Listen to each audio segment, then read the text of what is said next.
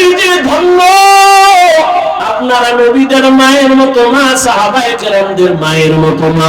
আজকে এখানে কত বোনেরা, কত মায়েরা পুরস্কার পেয়েছেন, হাফেজা হয়ে গেছেন। আপনাদের জীবন তো এমনই ধন্য জীবন। আপনারা তো আয়েশা রাদিয়াল্লাহু আনহার মতো নারী, ফাতেমা রাদিয়াল্লাহু আনহার মতো দামি নারী, খাদিজা রাদিয়াল্লাহু আনহার মতো দামি নারী। আপনারা তো ইসমাঈল নবীর মা হাজরা আলাইহিস সালামের মতো দামি নারী। আপনারা তো ঈসা নবীর মা মারইয়াম আলাইহিস সালামের মতো দামি নারী। আপনারা তো বেঈমান ফেরাউন, এই জমিনে আল্লাহর বড় দুশমন, তার স্ত্রীর নাম কি?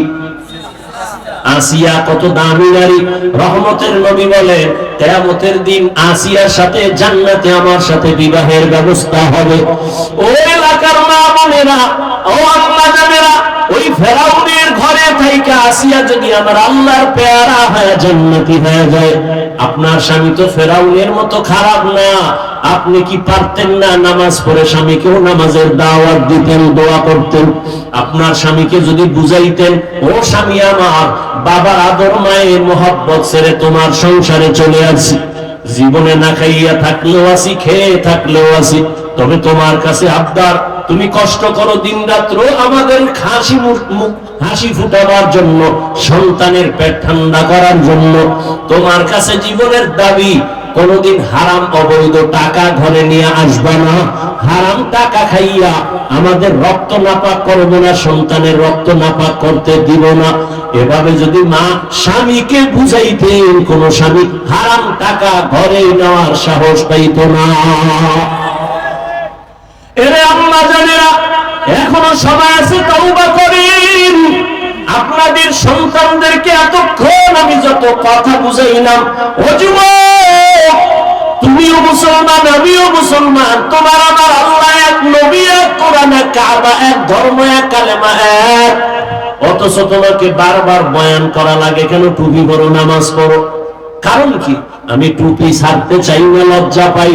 তুমি কেমন মুসলমান, তুমি টুপি দিতে চাও না, লজ্জা পাও। আমি দাড়ি কাটতে লজ্জা পাই, তুমি রাখতে লজ্জা পাও।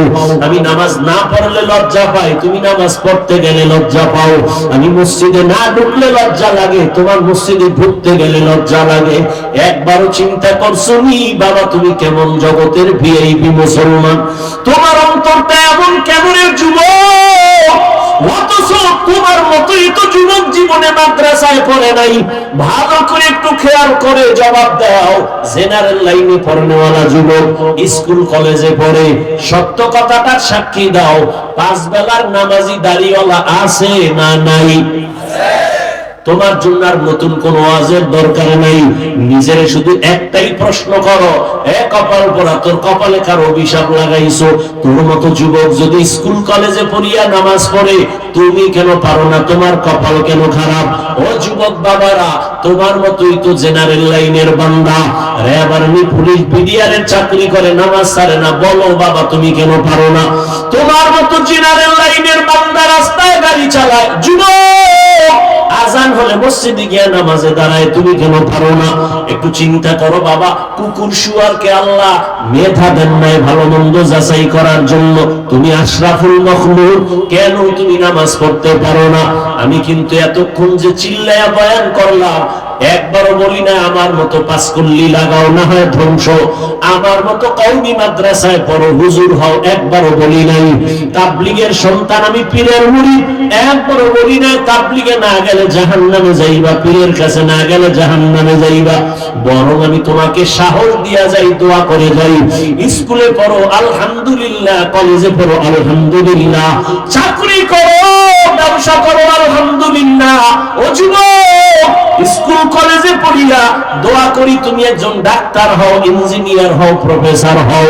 তবে আমার একটা ছোট্ট দাবি, তুমি ডাক্তার হও, ইঞ্জিনিয়ার হও, ব্যবসায়ী হও, চাকরিজীবী হও, কখনো বেয়াদব হইবা না।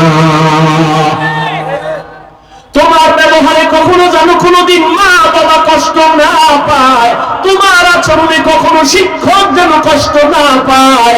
এই যুবক, আমার মা বাবা আমার জন্য দোয়া করছেন, কান্না করছেন, ঠিক আছে, এই মর্যাদা আল্লাহ দিছেন, তবে আমার আব্বা আম্মা আমারে হাতে ধইরা বয়ান করা শিখান নাই, আমারে বয়ান করা শিখাইছেন আমার উস্তাদ, আমার শিক্ষকেরা।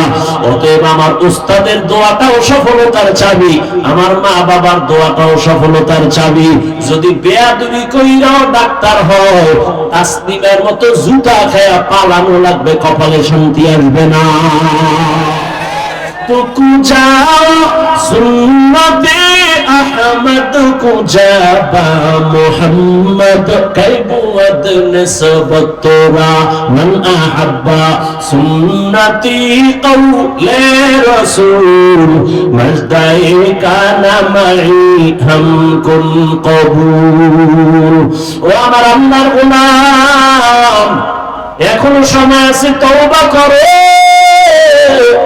তোমার মতো কত যুবক রাস্তায় চলার পথে দেখি ইংলিশে কথা কয়, অথচ উলঙ্গ পাগল, উলঙ্গ পাগল রাস্তায় ঘুরে আবার আরবিতে কথা বলে। চিন্তা করলাম, পাগল হইয়া আবার ইংলিশে কোচিং করেনি, আরবি শিখেনি। খুঁজে দেখলাম না, পাগল তো কখনো ইংলিশ আর আরবি শিখতে পারে না। পাগল আবার ইংলিশ কেন কয়, আরবি কেন কয়? বহুদিন ভাবার পরে জবাব পেলাম, আসলেই তো এই ছেলেটা মাদ্রাসার একটা ভালো ছাত্র ছিল, শিক্ষকের সাথে বেয়াদবি করে রাস্তার পাগল হয়ে গেছে। স্কুল কলেজের ভালো একটা স্টুডেন্ট ছিল, শিক্ষকের সাথে বেয়াদবি করে রাস্তার পাগল হয়ে গেছে। বেয়াদবি করে ওনার যুবক, আদর্শবান ডাক্তার হইও, আদর্শবান ইঞ্জিনিয়ার হইও, মা বাবার দোয়া নিয়ে সামনে আগাইও। ওই যে ইবাদত বুঝার যুবকটা, ইবাদতের মজা পাইয়া মায়ের ডাকে সাড়া না দিয়া মায়ের মনে কষ্ট চলে গেল। নফল নামাজে দাঁড়াও, মা যদি ডাক দেয় নামাজ ছেড়ে দাও, মায়ের ডাকে সাড়া দাও। মদিনার আদর্শ।